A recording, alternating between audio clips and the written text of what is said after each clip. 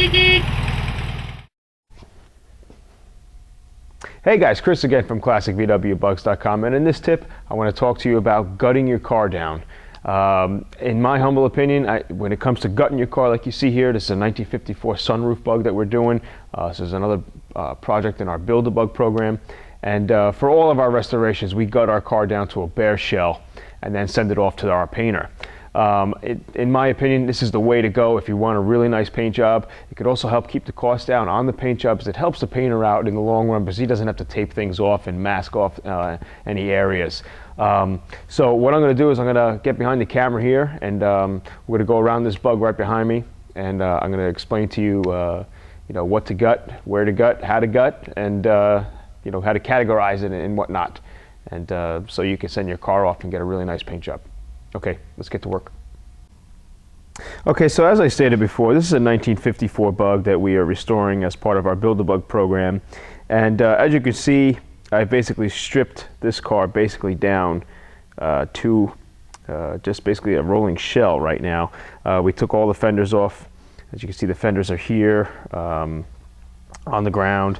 If you're going to go with newer fenders, please understand, I guess, 66 and earlier bugs, if you get an aftermarket fender, there's a certain line here, if you notice, that goes around the headlight area. These aftermarket fenders, the line here, the definition is not truly there. I mean, it's there, but it's not as defined as the original fenders. So, and plus the original fenders are just a heavier gauge of steel, and they're German, and if you're really that desperate and you really don't care too much about that, then I'd say go get an aftermarket fender. But inspect your fenders when you take them off. A lot of times they'll rot, in there where the bolt holes are. So your painter might come around and say, oh, can you just get me a new fender? And sometimes you can't, especially with these earlier bugs. But there are some people outside the United States, I think, that are pressing these fenders, and I see them going upwards at around $300 to $400 a piece. But if you don't really care about that, you can get aftermarket fenders. They've been coming up a little bit in price, but for the most part, I think you can get them for about $100 or so, maybe a little more, maybe a little less. Or you can check on the Samba for anything used. But I always like to take my fenders off because you can inspect underneath them. A lot of times you can't really tell how really good they are, unless you really take them off, and you can look underneath and where the bolt holes are. As you can see here, like this fender, has a nice size hole in the back. There are some rear fenders out there that are aftermarket that do come pretty close to the originals. It's really tough to tell if they're original or not. So, but anyways, here's the car. Like I said, we gutted everything out. We take everything out of the windows here. Take all your scrapers out. Okay, you want to take all your felt channels out. Now, a lot of times when you're gutting these cars down, you got to take these vent windows out. The screws that hold in the vent post up in here, on the earlier bugs, the vent window, it gets attached in here, and a lot of times those screws are they're frozen in there, so you might have to put a drill to them and to take them out. That's quite normal. Take your door handles off. Of course we take our chrome off. Take your back windows out. Now, a lot of times if your restoration is really old, you want to go with new seals anyway. So we just basically, on the inside, get a razor blade and just cut the seal on the inside, and the window will pop out. If you want to save your seals for any, apparent reason, then there's no problem with, just actually pushing the window seal out. You have one person on the inside and another person on the outside, and help press the window out. Now, another good reason to also take your fenders off and to gut your car down is because you also want to check under the fenders here. Now that you have easy access, you can see there's some crumple zones here. Apparently this car was hit one time before. And then, a good way to also check that is when you lift the hood,